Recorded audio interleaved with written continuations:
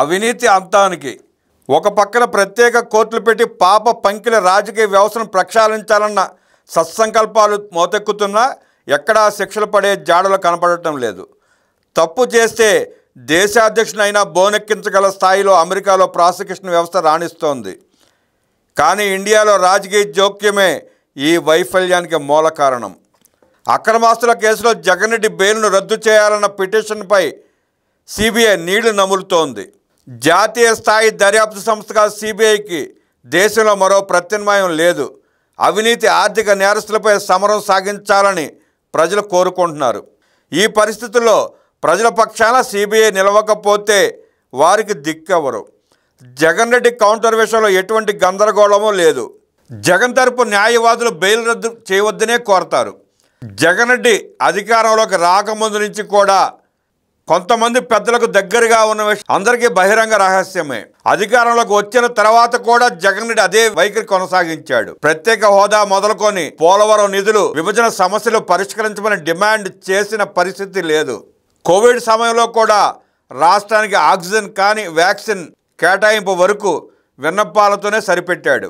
అంతేకాదు ప్రధానమంత్రి నరేంద్ర మోదీని జార్ఖండ్ ముఖ్యమంత్రి విమర్శించినందుకు జగన్కి ఎక్కడ లేని కోపం వచ్చి జార్ఖండ్ ముఖ్యమంత్రిపై విరుచుకుపడిన విషయం విదితమే. ఇంత రాజకీయ ప్రాధాన్యం ఉన్న కేసులో సిబిఐ సొంతంగా నిర్ణయాలు తీసుకునే అవకాశం లేదని రాజకీయ విశ్లేషకులు కూడా అభిప్రాయపడుతున్నారు. ఈ పరిస్థితిలో జగన్ రెడ్డి బెయిల్ రద్దు పిటిషన్పై పెద్దల మనసులో మాట ప్రకారమే నడుచుకునే అవకాశం ఉంది. నిజంగా నిబద్ధత సచ్ఛలిత ఉన్న దర్యాప్తు సంస్థలు నిందితుడికి వ్యతిరేకంగా వ్యవహరించడం సహజం. కాబట్టి ఈ విధంగా చూస్తే జగన్ రెడ్డి బెయిల్ను రద్దు చేయాలని సిబిఐ గట్టిగా ప్రతిఘటించాల్సి ఉంది. అదే కనుక జరిగితే పెద్ద సంచలనం కానుంది. దీంతో జగన్ రెడ్డి పట్ల పెద్దల వైఖరి కూడా స్పష్టం కానుంది.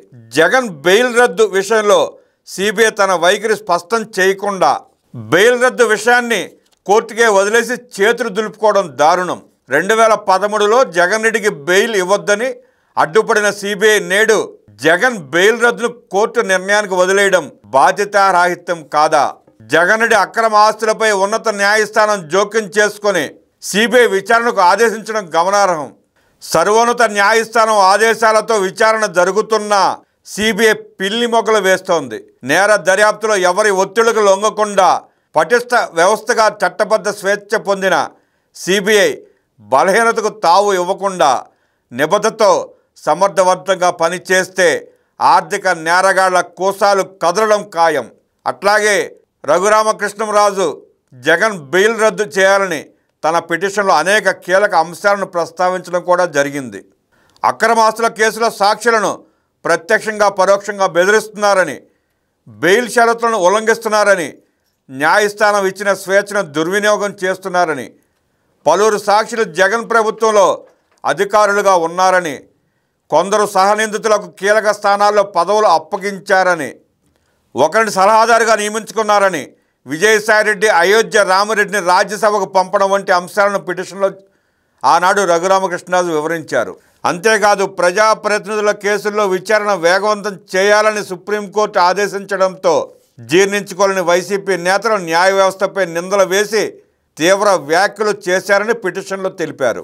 బెయిల్ రద్దు చేయాలని ఇంత నిర్దిష్టమైన అంశాలు పేర్కొన్నప్పటికీ జగన్ రెడ్డి బెయిల్ రద్దు కాని పక్షంలో అది పెద్దల సూచనల మేరకే జరిగినట్లు భావించాల్సి ఉంటుంది.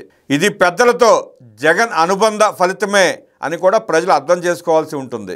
జగన్ బెయిల్ రద్దు విషయంలో సిబిఐ తన చేతికి మట్టి అంటకుండా మేం జోక్యం చేసుకోం, సిబిఐ కోర్టు నిర్ణయానికి వదిలేసి దమ్ము లేని దర్యాప్తు సంస్థగా రుజువు చేసుకోబోతోందా? ఏది ఏమైనా జగన్ రెడ్డి విషయంలో పెద్దల మెతక వైఖరితో ఉందా లేక వ్యతిరేకత భావనతో ఉందా అనే విషయం తేలనున్నది. జగన్ రెడ్డి అవినీతి కేసుల విషయంలో పెద్దలు సిబిఐ మేషాలు లెక్కిస్తున్నాయనేది మాత్రం అక్షర సత్యం. అవినీతి అంతానికి అందరూ పంతం పట్టినట్లు చెబుతున్నా వాస్తవంగా ఎవ్వరు ఏమీ చేయలేకపోతున్నారని గతంలోనే సర్వోన్నత న్యాయస్థానం అభిప్రాయపడింది. దర్యాప్తు నిఘా వ్యవస్థని పాలక పక్షాలు పెంపుడు జాగిలాలుగా మార్చి కాలం చెల్లిన విచారణ పద్ధతుల్లో కోర్టుల్లో కేసులను కొండల్లా పేర్చి అవినీతి పరులకు రక్షా కవచాలు తొడుగుతున్నారు. నేరాలు నిజం, న్యాయం మిద్దిగా మారి దోచుకున్న వారికి దోచుకున్నంతగా పరిస్థితి విషమించింది. అవినీతి పంకిలాన్ని ప్రక్షాళించడానికి ఏర్పాటు చేసుకున్న వ్యవస్థలు కూడా అదే అడుసులో ఈదులాడుతున్న దుస్థితి ఆలోచనా పరులను ఆవేదనకు గురి చేస్తోంది. ప్రజాధనాన్ని ఆపగా భోంచేయడం కొందరి విశిష్టాధికార పరిధిలోని అంశం అయినట్లు దర్యాప్తు సంస్థలు తేలిగ్గా తీసుకోవడం, ఆయా కేసులు దశాబ్దాల పాటు తెమలకపోవడం ఇండియా విలక్షణతగా మారింది. రాజకీయ బాసుల కన్నుసనల్లో మసులుతూ దర్యాప్తు సంస్థలు నామమాత్రం కావడం వల్లనే అవినీతి పరులకు కొమ్ములొస్తున్నాయి. అవినీతి మోతుబరుల పట్ల సింహస్వప్నం కావాల్సిన సిబిఐ లాంటి వ్యవస్థలు కాగితం పుల్లుగా మారాయి. ఐపీసీతో పాటు ఇతర చట్టాల కింద శిక్షకు గురైన ప్రభుత్వ ఉద్యోగులను జీవితకాలం విధుల నుండి బహిష్కరిస్తున్నారు. చిన్న నేరాభియోగం ఉంటే కానిస్టేబుల్ ఉద్యోగానికి అనర్హుడిగా ప్రకటిస్తున్నారు. కానీ వేల కోట్ల ప్రజాధనం దోపిడీ చేసిన ఆర్థిక నేరగాళ్లకు మాత్రం వీరగంధాలు పూస్తున్నారు. చట్టం కొందరికి చుట్టంగా మారడం ఇదెక్కడ న్యాయం? అవినీతి పరుల భర్తం పట్టేందుకు 1963 ఏప్రిల్ 1వ తేదీన ఆల్ ఫూల్స్ డే నాడు సిబిఐ ఆవిర్భవించింది. నేడు దాని పనితీరు అవినీతి కేసులను ఫూల్స్ చేయడమే పనిగా పెట్టుకున్నది. రాను రాను రాజుగారి గుర్రం గాడిదైనట్లు దాని పనితీరు భ్రష్టు పట్టిపోయింది. కేంద్రంలో ఎవరు అధికారంలో ఉంటే వారి గూటి చిలుకుగా మారిపోయింది. ఏలికల రాజకీయ ప్రయోజనం చేకూర్చే పనిముట్టుగా తన స్థానాన్ని సుస్థిరం చేసుకుంది. కేంద్ర ప్రభుత్వ పంజరంలో చిలుకగా సిబిఐ మారిందని కోర్టులు ఎన్నిసార్లు ముట్టికాయలు వేసినా మార్పు లేదు. వ్యవస్థలు ఎంత గొప్పవి అయినా వాటికి సారథ్యం వహించే వ్యక్తులు సచ్ఛీలత, నిబద్ధత, సమర్థతతోనే అవి రాణిస్తాయన్న అంబేద్కర్ వ్యాఖ్యలను గుర్తు చేసుకుంటే సిబిఐ ఇంతగా దిగజారిపోవడానికి మూల కారణం ఏమిటో అందరికీ అర్థమవుతుంది. ఏటా 800 కోట్ల రూపాయల ప్రజాధనంతో నడుస్తున్న సిబిఐ రికార్డును గమనిస్తే ఎంత నేలబారుగా అఘోరిస్తోందో బోధపడుతుంది. ఇటువంటి వ్యవస్థ ఉన్నది ఎవరి కోసం? అవినీతి అక్రమార్కులకు వంత పాడటానికా? అవినీతి నిర్మూలనే ఏకైక లక్ష్యంగా దర్యాప్తు సంస్థ సిబిఐకి సంపూర్ణ స్వేచ్ఛ ఇచ్చి దానిని పార్లమెంటుకు, న్యాయపాలికకు జవాబుదారీతనం చేయాలన్న డిమాండ్ దశాబ్దాలుగా పండిత చర్చలకే పరిమితం అయింది. అవినీతి అక్రమార్కుల పట్ల వేట కుక్క కావాల్సిన సిబిఐ ప్రతిపక్షాలను ఇబ్బంది పెట్టి వేధించే వేట కుక్కగా మారింది. అవినీతి జరిగింది అనడానికి టన్నుల కొద్దీ పత్రాలు, సాక్ష్యాలు ఉన్నా ఆ కేసులు ముందుకు సాగకుండా ఏళ్ల తరబడి అడ్డుకుంటున్నారు.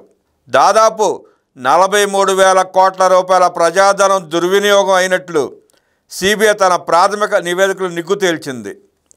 ఆ లూటీలో జగన్ రెడ్డి చేసిన కుట్రల చిట్టా ఎంత పెద్దదో సిబిఐ వెలువరించి 16 ఛార్జ్ షీట్లను పరిశీలిస్తే తెలుస్తుంది. అలాంటి ఆర్థిక నేరస్తుడు జైలు నుంచి బెయిల్పై బయటకు రావడమే ఒక వింత అయితే, బెయిల్పై బయటకు వచ్చే రాజ్యం వేలడం మరొక వింత.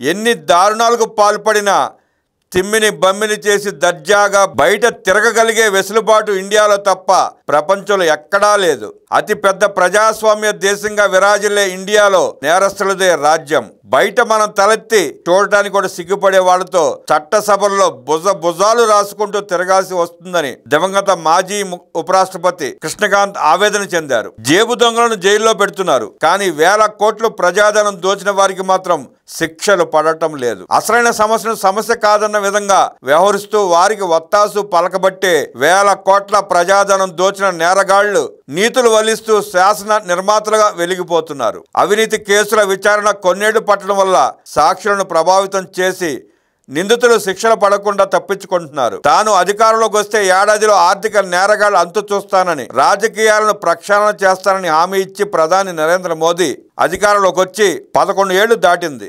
ఎంతమంది ఆర్థిక నేరగాళ్లు అంతు చూశారో ప్రధాని మోదీనే సమాధానం చెప్పాలి. భారతదేశ రాజకీయ చరిత్రలో ఏ రాజకీయ నాయకుడు ఎదుర్కోనని అవినీతి కేసులు ఎదుర్కొంటున్న జగన్కి 2019 ఎన్నికల్లో సహకరించి జగన్ అధికారంలోకి రావడానికి భారతదేశ రాజకీయ చరిత్రలో ఏ రాజకీయ నాయకుడు ఎదుర్కోనని అవినీతి కేసులు ఎదుర్కొన్న జగన్ రెడ్డి 2019 ఎన్నికల్లో అధికారంలోకి వచ్చి చేసిన విధ్వంసాలు ఎన్నో తెలిసిందే.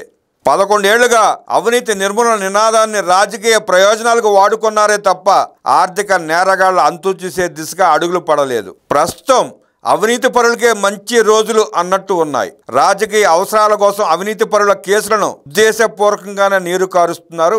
ఆర్థిక నేరగాళ్ల ఆట కట్టించే ఉద్దేశం ఉంటే జగన్ రెడ్డి కేసుల పట్ల ఈ విధంగా వ్యవహరించేవారా? ఆర్థిక నేరస్తులను నిర్మూలించే మాట దేవుడెరుగు. ఆర్థిక నేరస్తుల మోచేతి నీళ్లు తాగే దుస్థితికి వ్యవస్థలు దిగజారాయి. అవినీతి పరులను తుంచి అభివృద్ధిని పెంచే సచ్చేల పాలన సగటు పౌరుడి ఆశ. మరి దాన్ని తీర్చేందుకు వ్యవస్థలు ఏం చేశాయి? జగన్ రెడ్డి అవినీతి చీకటి కోణాలను ఏకవరు పెట్టి జగన్ రెడ్డి దగాను బదులు చేయాల్సిన బాధ్యత వ్యవస్థకు కానీ ప్రజలకు కానీ లేదా? సిబిఐ, కేంద్ర ప్రభుత్వం జగన్ అవినీతి కేసుల విషయంలో మేషాలు లెక్కిస్తున్నాయి అనడంలో ఎటువంటి సందేహం లేదు. చట్టం ముందు అందరూ సమానులే అన్న సూక్తి జగన్ రెడ్డి విషయంలో ఎందుకు అమలు కావడం లేదు అనే దానికి సిబిఐ సమాధానం చెప్పాలి. ఒక పక్కన ప్రత్యేక కోర్టులు పెట్టి పాప పంకిల రాజకీయ వ్యవస్థను ప్రక్షాళించాలన్న సత్సంకల్పాలు మోతెక్కుతున్నా ఎక్కడా శిక్షలు పడే జాడలు కనబడటం లేదు. దేశాధ్యక్షుని అయినా బోనెక్కించగల స్థాయి అమెరికాలో ప్రాసిక్యూషన్ వ్యవస్థ రాణిస్తోంది. కానీ ఇండియాలో రాజకీయ జోక్యమే ఈ వైఫల్యానికి మూల కారణం.